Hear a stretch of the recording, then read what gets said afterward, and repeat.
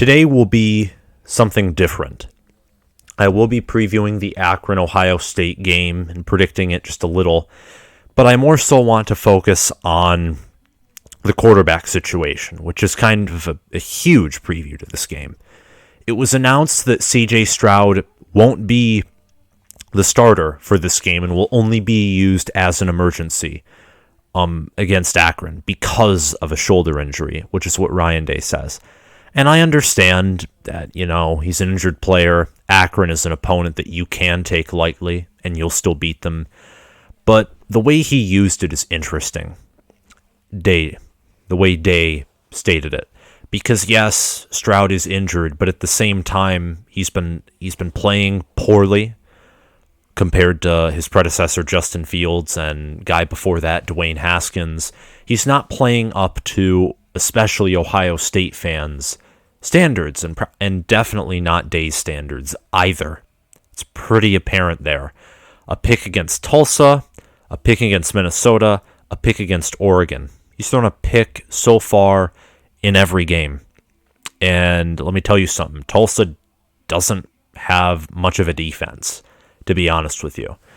So really, just looking at all of these things, I think Day is also using this. Like, Day could have obviously played Stroud, but he'd rather, if there's no better option, rest him. And if there is a better option, he'll begin to find out who that better option is this week. He won't completely find out because playing against Akron, John O'Corn could have a good game against Akron. Saying that as a Michigan fan. He could look like a Heisman winner against this Akron team. But Day will get to learn some more about how Jack Miller and Kyle McCord, he'll learn some more things about him during this game. Because they, for the first time, will be playing against a team, will be throwing for a good amount against a team that isn't their own.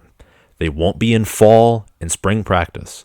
They will be in a real game, a game that can be lost or won.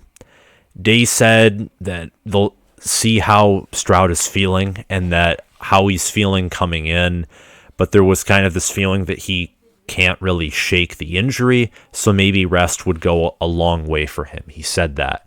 And true freshman Quinn Ewers won't be available to play. A lot of people are calling on him to play, and it's like, guys, pay attention. He's a freshman. He got on campus only a few months ago. McCord and even Miller will perform better than Ewers will. I would guarantee you that fact. These guys have both got reps, both get reps with the ones. We split them pretty good across the board during the week, and they both picked up the game plan, Day said. They both, I think, feel pretty good going into a Thursday practice. Still have a lot more preparation go here as we get to Saturday night. But we'll see how today goes, and we'll just keep looking at it. The good thing is, I think, that we have some guys who are excited about getting some reps under their belt, and I think that's exciting for our entire team to see those guys play. I said this in another video. Ohio State, outside of their true freshmen, like, for example, Burke, the cornerback, and Henderson, the running back, the older players look broken. They look like they don't believe in what's going on. They just don't. I mean, you're playing against Akron, and I get that some of your defensive line is still kind of busted in a certain sense. No pass rush. Yeah, you stopped the run, but if you can't get pass rush against Tulsa, you can't get a pass rush against Tulsa, what are you doing? And it's the same thing with allowing Tulsa to throw for 400 yards. What are you doing? Like, come on. Seriously. And, like, same thing again with, like, just some other stuff as well. Like, letting Stroud get pressured by Oregon backups on the offensive line, and the offensive line is still good, and Oregon is a solid defense, but this Ohio State team is not the Ohio State team I'm used to.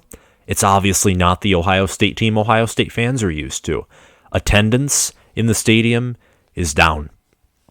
And seeing what I see in the comment section of Ohio State football's official Instagram, the fans are a little anxious and a little frustrated, and rightfully so. But the freshmen are playing great. Trevion Henderson, amazing day. Might be the best running back in the Big Ten. Trey Burke, doing amazing. And most of the offense, too. Doing amazing. Chris Olave and Garrett Wilson will always be amazing. Best wide receiver duo in the country. Pardon me. But yeah, I'm curious to see what happens. I do think that you will have an easier time against Akron, even with backup QBs and even with second stringers, than against Tulsa. Tulsa under Philip Montgomery is definitely more competent than Akron under Tom Arth. And that's a fact. That's an undisputed fact. I don't care if Akron has one win. It's against an FCS team, and they only won by 21. Tulsa did lose to an FCS team, but I have more faith in Tulsa. They played their hearts out against you in Ohio Stadium. Score was 27-20 at some point. You, of course, because your talent, similar to the Minnesota game, you automatically just pulled away later. And this here, it's probably going to be a pretty consistent bludgeoning. Yes, there'll be growing pains, among other things, I still think. As Ryan Day and others have said before, I don't think that this team will be fixed overnight. I don't think it will. Now, that doesn't mean it won't improve over the year. Doesn't mean you can't win the Big Ten. If I was a sports bettor, and I'm not, I don't endorse it either, but if I was, I would still place a good portion of my money on Ohio State winning the Big Ten. I still would do it right now. But again, improvement is imperative. You have to improve. And Tulsa was a warm-up game, and for a warm-up game, I'd say that test was pretty iffy. Gotta have a solid showing against just Akron. It'll pump some faith in your fan base, even if it's just against Akron. It'll pump some faith in some of the players who aren't playing the best. It'll just make everything feel good, kind of loosen your muscles. It'll be like a nice, good old stretch, which I think is what your program kind of needs, because Ohio State is still not awful by any means. Still a great team.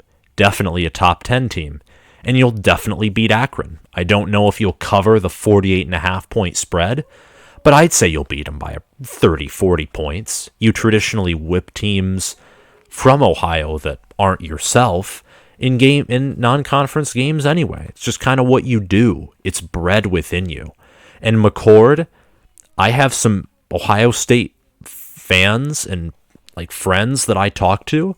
McCord is a very accurate passer, and they have faith in him. The fan base totally has faith, I think, in McCord starting. And that's a good thing. And I think McCord is going to start. That's my personal opinion. And that's really all I have left to say about the quarterback situation. Then I'm going to preview some other stuff. But I think you start McCord. McCord is a really good game. Maybe you play a team like Rutgers or Maryland, and you get to test them both out, kind of like one quarter Stroud plays, the other quarter McCord plays. You'll find out pretty soon who is better. And I know some people, Stroud, I heard, got the job because he plays more like Fields and because he can quote-unquote run. Guys, Stroud really hasn't ran, and your offensive line is still great. You don't need a dual-threat quarterback behind your offensive line. You just don't. You don't need it. Is it nice to have? Sure. You don't need it with your wide receiver core and offensive line, and with your running backs who can also catch the football. They can be receivers by themselves. Don't need a mobile quarterback or a quarterback whose one of his known instincts is to run. Mobility is still important, though. I won't go that far.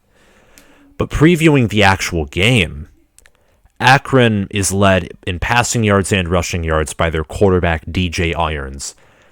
534 yards, 76 completed attempts, 5 touchdowns, 1 pick, 178.2 quarterback rating. He also leads in rushing with 165 yards, 5.3 average yards per carry, and 2 touchdowns. The other 2 running backs, and Jonzo Norris and Anthony Williams Jr. only have 1 touchdown combined. The team has no interceptions, and Bubba Arslanian, linebacker, leads in tackles with 37. Receiving yards is led by Michael Matheson, the wide receiver.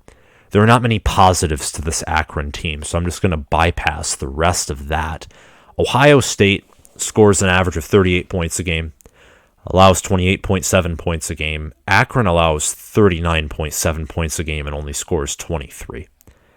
You're going to win this game. Again, there's not much point to directly reviewing this game broadly. It was better to focus on the quarterback situation in the beginning. You allow 471 yards per game. They allow 397. They gain about 354. You gain about 538. That's just some basic stats. And we all know Stroud leads in passing yards, Henderson in rushing yards with 346 and 4 touchdowns, and Garrett Wilson leads in receiving yards. This game is going to be a blowout, an absolute blowout. But more importantly, this game, seeing how far Stroud has played, even against more mediocre defenses, this game will be the game where it is very possible we could see the beginning of a quarterback change under Ryan Day, where Stroud might be benched midway through the season, and McCord, as a true freshman, could take Ohio State somewhere else. Not saying it's going to happen. I need to see the Akron game before I can make a prediction, but this could very well be a game where a quarterback change begins. Very well could be. That's all I have to say. If you like this video, like, subscribe, comment your thoughts on the situation below. Do you think this is the game where Ohio State just straight up makes a QB change? Do you think Ryan Day is truly sitting Stroud out for injury? Or is he doing it kind of like 50% that, but he also wants to see what else he has in his back pocket? Let me know in the comments below. Again, like, subscribe, hit that notification bell. Tell me your thoughts down below. Thank you all for watching, and I'll see you around.